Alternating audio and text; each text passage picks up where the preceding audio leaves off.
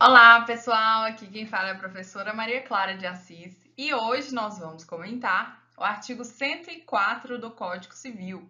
Vamos tratar aqui também de aspectos doutrinários desse importante dispositivo que não raras vezes cai em prova. Muitas pessoas erram ele por falta de conhecimento dessa parte doutrinária que está por trás do artigo 104, mas você não vai errar. Vamos lá? Livro 3, então aqui nós estamos no livro 3 do Código Civil, dos fatos jurídicos, título 1, do negócio jurídico, capítulo 1, disposições gerais. Fato jurídico, o que é fato jurídico, professora? Fato jurídico é qualquer fato natural ou humano que provoque o nascimento, a modificação ou a extinção de relação jurídica. Então, a gente tem aqui o conceito de fato jurídico em sentido amplo. Nós vamos trazer durante essa aula o conceito amplo de fato jurídico, seja fato jurídico em sentido estrito, todos os aspectos desse tema importante que sempre cai em prova. O que é um negócio jurídico? O negócio jurídico é todo fato jurídico que consiste em uma declaração de vontade a qual o ordenamento jurídico atribui os efeitos designados como desejados, desde que sejam respeitados os pressupostos de existência, os requisitos de validade e os fatores de eficácia. Esse tema, fato jurídico, ato jurídico, é um tema difícil, é um tema que requer atenção e também requer uma memorização. É um tema que tem várias palavras diferentes e que o aluno ele precisa memorizar, ele precisa não só entender, mas como memorizar essa matéria. Por isso eu trouxe aqui para vocês um mapa mental que eu encontrei muito didático. Foi um professor do TEC Concurso que postou esse material muito interessante, eu trouxe aqui para vocês. Classificação geral dos fatos jurídicos. Fato jurídico, lato sensu, é o acontecimento natural ou humano, então aqui já vê que é natural, pode ser da natureza, uma enchente, um terremoto, ou humano, um fato humano, que necessariamente cause algum reflexo, um efeito lícito ou ilícito no direito, no mundo jurídico. Então aqui é a definição de fato jurídico em sentido amplo. Fatos, a gente tem o fato comum, que é o acontecimento, sem repercussão nos direitos. Isso aqui é o fato comum, um acontecimento sem repercussão no direito. Agora, o que interessa aqui para nós é o fato jurídico natural stricto sensu, que é o proveniente de fenômenos na natureza, onde não há vontade humana com repercussão jurídica. Então, não é qualquer fato da natureza que é importante para nós, mas aqueles fatos da natureza que têm uma repercussão no direito. Por exemplo, uma enchente, ela é um fato da natureza, é um fato jurídico natural. Agora, será que sempre, todas as vezes, todas as enchentes têm repercussão no direito? Não, não tem. Às vezes a gente tem destruição de casas, outras vezes não. Então, depende do caso concreto, um fato da natureza, um evento da natureza, pode ou não ter repercussão no direito. Vamos supor que teve ali uma tempestade, um mau tempo que fez com que um avião caísse, teve um acidente aéreo.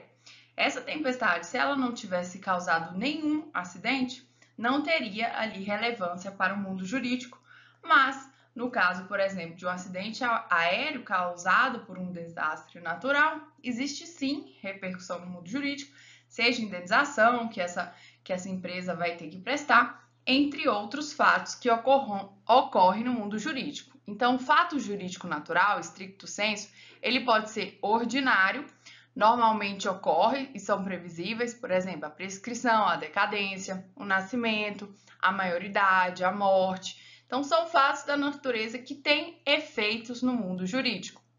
E extraordinários, ocorrem de forma inesperada, por exemplo, inesperada, imprevisível, inevitável e ausentam culpa, por exemplo, caso fortuito e força maior. Agora, fato jurídico humano, ou apenas ato jurídico humano, ou ato jurídico. A gente tem o ato lícito, que é o artigo 185 do Código Civil, ato jurídico lato sensu praticado em conformidade com a ordem jurídica. Aí a gente divide essa classificação, ainda divide em ato jurídico stricto sensu, os efeitos decorrem da lei, e negócio jurídico, os defeitos decorrem da vontade, da autonomia privada. Por fim, nós ainda temos fatos jurídicos humanos, ato jurídico, ato ilícito ou involuntário, transgressão de um dever jurídico, não geram direitos, mas obrigações. Penal, crime, sanção, administrativo, sanção pessoal, e civil, artigo 186, 187, sanção patrimonial. Agora, vamos entrar efetivamente ao comentário do artigo 104 do Código Civil. Vamos lá. Artigo 104. A validade do negócio jurídico requer agente capaz, objeto lícito, possível, determinado ou determinável, forma prescrita ou não defesa em lei. Aqui o artigo 104 do Código Civil trata dos aspectos de validade do negócio jurídico. É como se fosse ali um filtro de validade de todos os negócios jurídicos. A gente tem aqui nosso querido Pontes de Miranda, saudoso Pontes de Miranda, que trouxe uma escada pontiana, denominada escada pontiana, que é nada mais, nada menos que os planos de validade do negócio jurídico. Segundo Pontes de Miranda, a escada pontiana, os planos de validade do negócio jurídico contém plano de existência, plano da validade e de eficácia.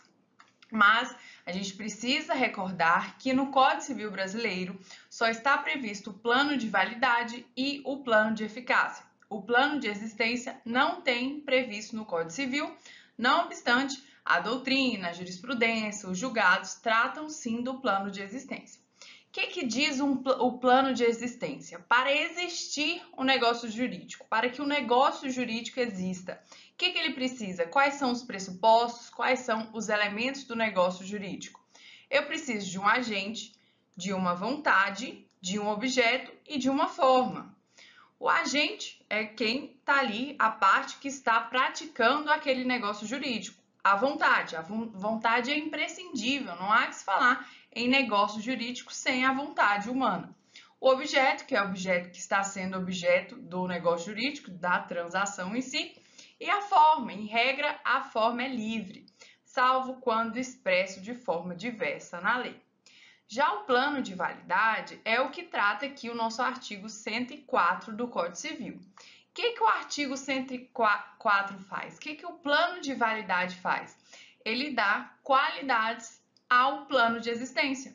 Veja que no plano de validade, a gente dá adjetivos ao plano de existência. O agente, ele deve ser capaz, aqui a capacidade, a vontade, ela deve ser livre, liberdade da vontade.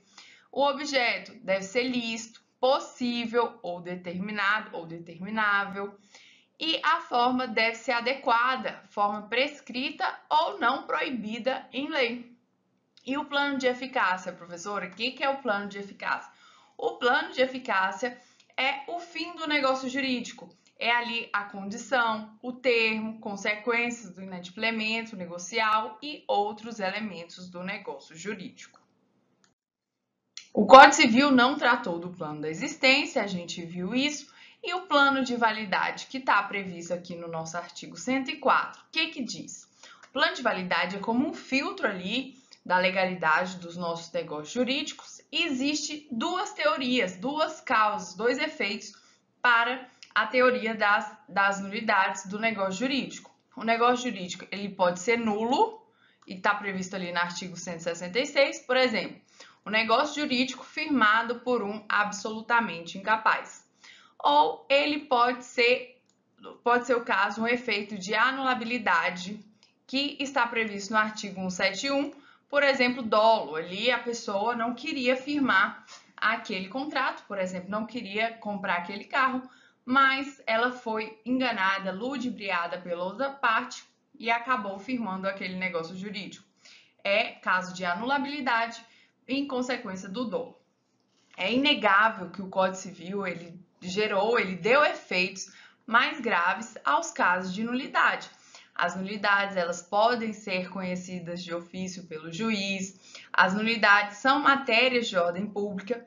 Já os casos de anulabilidade são de interesse das partes, interesses de ordem privada, de forma que, em regra, ela tem um tempo, um prazo decadencial ali para se pleitear essa anulabilidade. Não é norma cogente, é um interesse privado, de forma que, não alegada esse vício de anulabilidade, com o transcurso do tempo, o negócio jurídico torna-se existente, válido e eficaz e não vai poder mais aí a parte interessada alegar esse vício do negócio jurídico. Tem-se, por exemplo, de anulabilidade, uma compra e venda realizada entre ascendente e descendente. O Código Civil prevê expressamente que é caso de anulabilidade a compra e venda realizada entre ascendente e descendente. Ocorre que, não observado o prazo para a alegação desse vício, que é em 2 anos, prazo decadencial,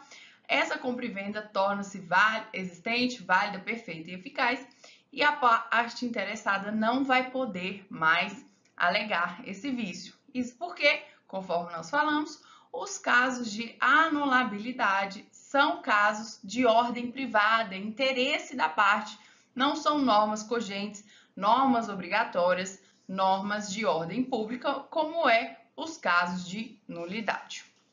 E o plano de eficácia, professora? O que se trata do plano de eficácia? O plano de eficácia nada mais é que a produção dos efeitos jurídicos da norma. Por exemplo, condição. O negócio pode ser existente, válido, mas ineficaz, por exemplo. Se eu faço um contrato de doação, eu sou a doadora e dou para minha filha um imóvel com uma condição. Minha filha só vai receber esse imóvel em doação se ela formar na faculdade de Direito. Essa parte, se ela formar na faculdade de Direito, é uma condição suspensiva, de forma que o contrato de doação, a doação, só se torna eficaz se essa condição for implementada, se a minha filha formar na faculdade de Direito. Então, o negócio é existente, válido, mas ineficaz. Trata-se aqui da produção dos efeitos jurídicos. Então, sempre que você estiver tratando do plano de eficácia do negócio jurídico, lembra dos efeitos, que é justamente isso que trata esse plano. Todos os fatos jurídicos passam pelos 3 planos do mundo jurídico. Todos esses fatos, eles obrigatoriamente passam pelos 3 planos: existência, validade e eficácia. Não passam necessariamente, não. Existem fatos jurídicos, por exemplo, que não passam pelo plano de validade. Os fatos ilícitos, por exemplo, eles não passam pelo plano de validade.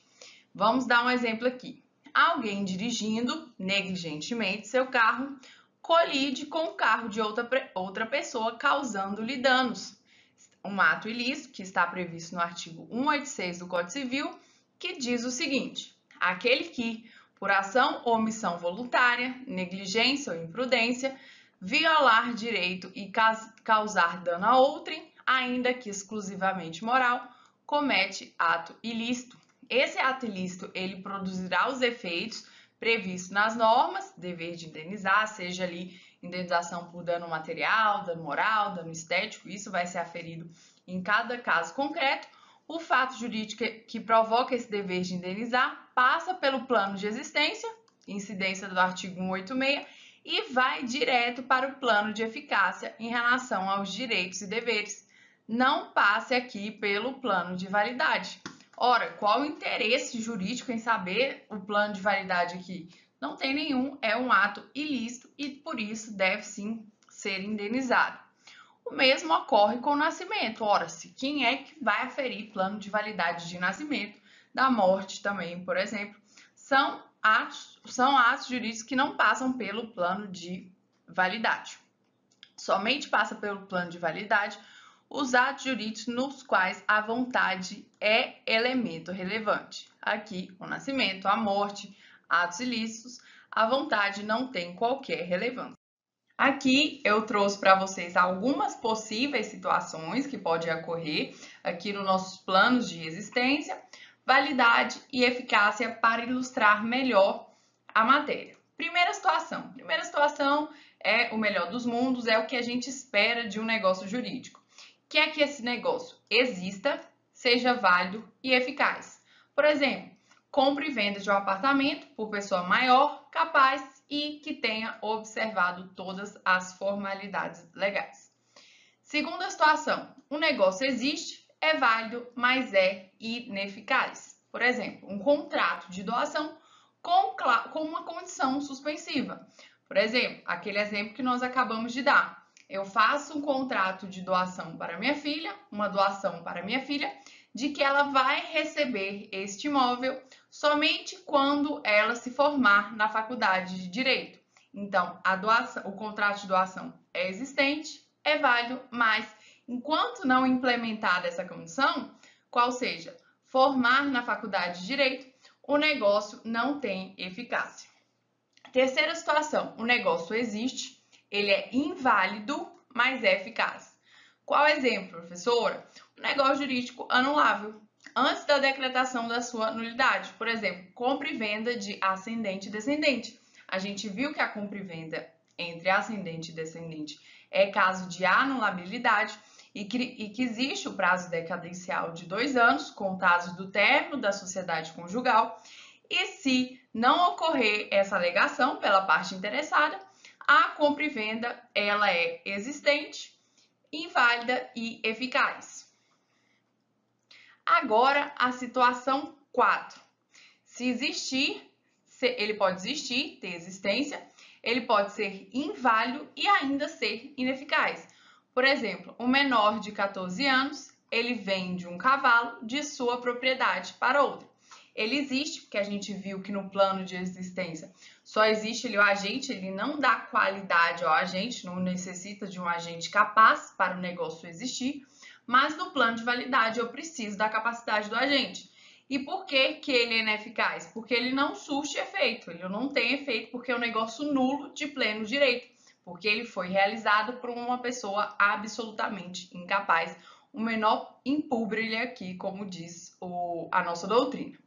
Ele pode existir e ser eficaz. Por exemplo, um bêbado colide com outro carro. Aqui a gente não trata do plano de validade porque é um ato ilícito. Apenas os atos lícitos passam pelo plano de validade. Aqui eu trouxe um julgado, um recurso especial que tratou do tema da jurisprudência e deu uma aula e eu trouxe para ilustrar para vocês. A controvérsia instaurada remete aos sempre atuais ensinamentos de Pontes de Miranda, consistentes nos planos do negócio jurídico, que é aquela escada pontiana que eu trouxe para vocês. No plano da existência estão os pressupostos do negócio jurídico, ou seja, seus elementos mínimos ou essenciais. Quais são eles? Circunscreve-se, portanto, ao suporte fático do negócio, referindo-se apenas aos substantivos, sem nenhuma qualificação, sem nenhum adjetivo. Partes, agentes, declaração de vontade, objeto e forma. Isso é o plano de existência. Plano de validade. Surgem os requisitos do negócio jurídico, nos quais os substantivos acima recebem qualificações, os adjetivos que a gente mencionou, passando a ter as seguintes denominações: partes ou agente capazes, vontade livre, sem vícios, objeto lícito, possível, determinado ou determinável e forma prescrita ou não defesa em lei.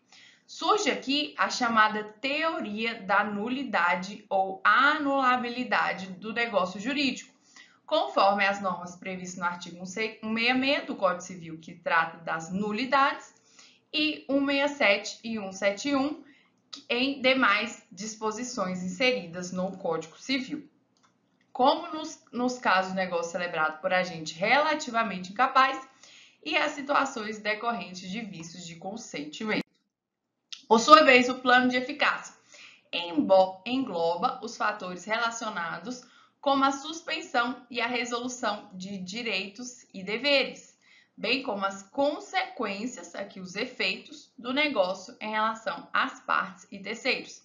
Desse modo, envolve as disposições referentes à condição, termo, encargo ou modo, regime de bens de casamento e as regras do inadimplemento contratual, quais são juros, multas e perdas e danos. Segundo a doutrina, não há melhor dispositivo do Código Civil de 2002 que explica a chamada escada pontiana ou pontiana, conforme o artigo 2035, que é uma regra de direito intertemporal. O que diz o artigo 2035? A validade, veja bem que o Código Civil, ele não fala em existência, ele já pula para a validade.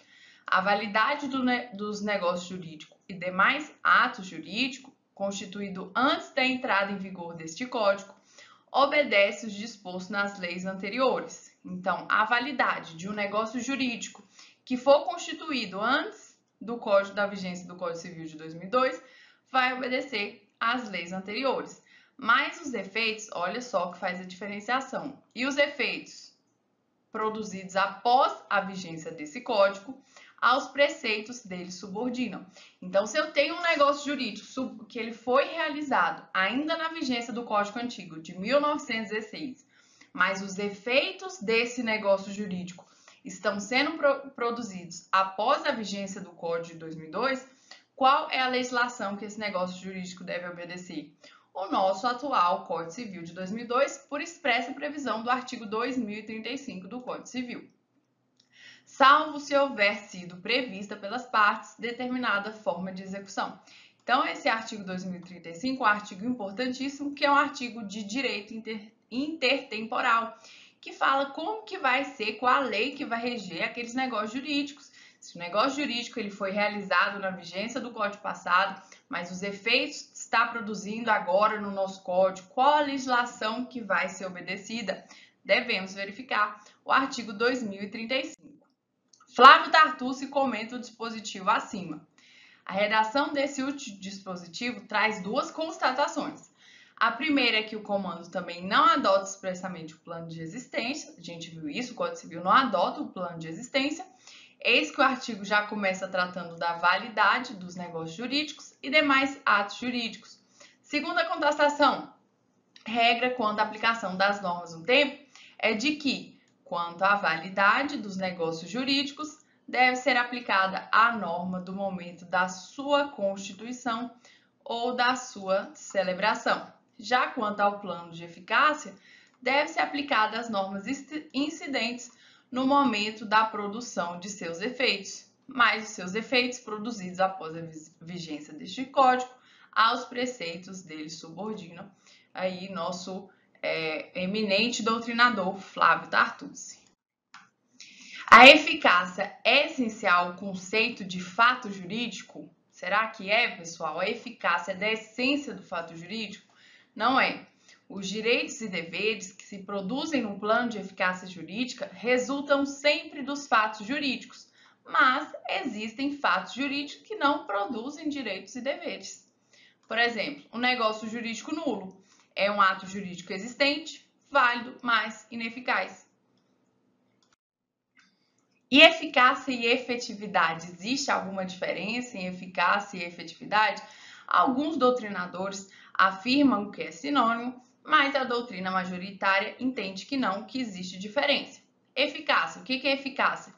É aquilo que o fato jurídico produz. Por exemplo, direitos e deveres. Agora, um exemplo prático para ficar mais fácil. Se Maria se matricula numa universidade particular, realiza o pagamento e todos os demais procedimentos necessários para estudar, mas, mesmo assim, é barrada na catraca eletrônica, podemos dizer que ela tem direito subjetivo, aqui eficácia jurídica, de assistir às aulas, mas no plano da realidade social isso não está acontecendo, não está havendo efetividade. Aí a diferença de eficácia. Eficácia é no mundo jurídico e a efetividade é no mundo real, no mundo social. Então, para fazer uma diferenciação de fácil elucidação, eficácia jurídica é no mundo jurídico. Agora, efetividade é o que está ocorrendo de fato no mundo social. Vamos tratar agora da classificação dos fatos jurídicos. O primeiro que nós vamos tratar é o fato jurídico stricto sensu, ou fato jurídico em sentido estrito. É aqueles que decorrem da força da natureza. Decorre da natureza de forma que a vontade humana é irrelevante no fato jurídico em sentido estrito. Qual é um exemplo, professora, de fato jurídico em sentido estrito? Morte, nascimento, enchente que faz perder o carro e o direito de propriedade sobre o carro, caso fortuito, força maior, produção de frutos, dentre outros exemplos. Conforme a gente já havia falado, nem todo fato da natureza tem repercussão jurídica. Só terá repercussão jurídica e somente será um fato jurídico em sentido estrito se a participação humana for irrelevante. A morte é irrelevante, uma enchente é irrelevante, a participação humana é um fato da natureza. Então, uma forma boa de gravar essa classificação, fato jurídico em sentido estrito, é lembrar que decorre de um fato da natureza. Eu trouxe aqui uma questão para a gente ver como que esse assunto é cobrado na prova. Trouxe aqui uma questão da CESP, Defensor Público do Estado de Alagoas. Se, após uma tempestade, uma árvore cair sobre um veículo e causar danos a alguém, esse evento será classificado como ato fato jurídico, ato unilateral, negócio jurídico, fato jurídico em sentido estrito ou ato jurídico em sentido estrito. A gente viu que é um fato jurídico em sentido estrito. Segunda classificação é dos atos fatos jurídicos. Que ato é esse? Que classificação é essa?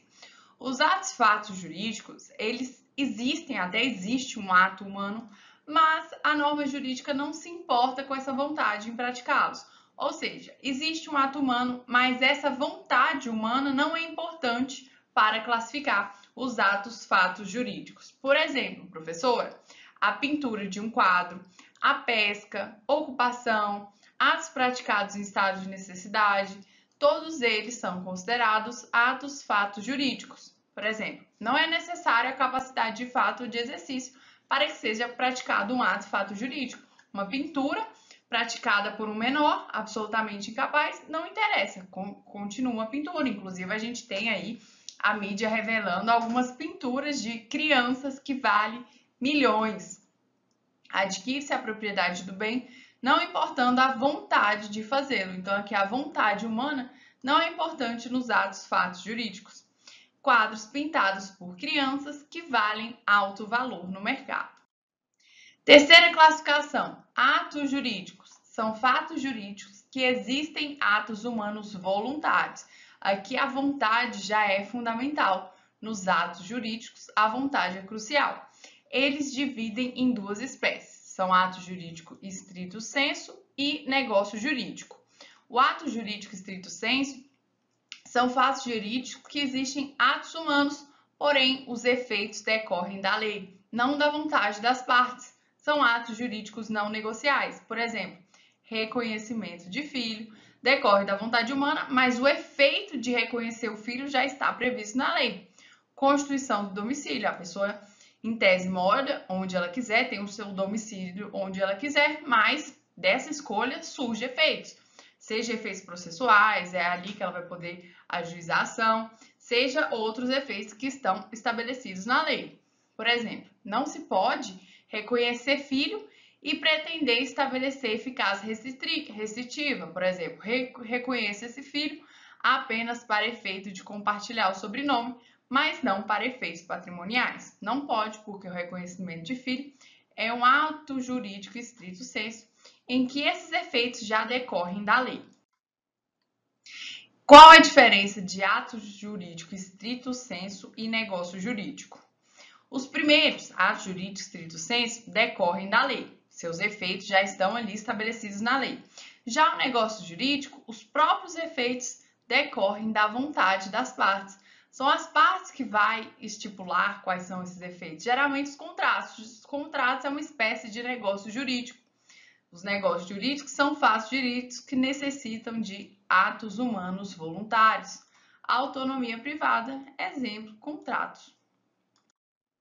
Como esse assunto foi cobrado na prova, professor, trouxe uma questão da CESP diplomata. Com relação à classificação da Constituição, a competência dos entes federativos, ao ato jurídico, à personalidade jurídica, julgue ser ou errado o item que se segue. O ato jurídico em sentido estrito, olha só o que a gente acabou de ver, Ato jurídico em sentido estrito é ato voluntário que produz os efeitos já previamente estabelecidos pela norma jurídica, como, por exemplo, quando alguém transfere a residência com a intenção de se mudar, decorrendo da lei a consequente mudança do domicílio. Está correto o nosso gabarito.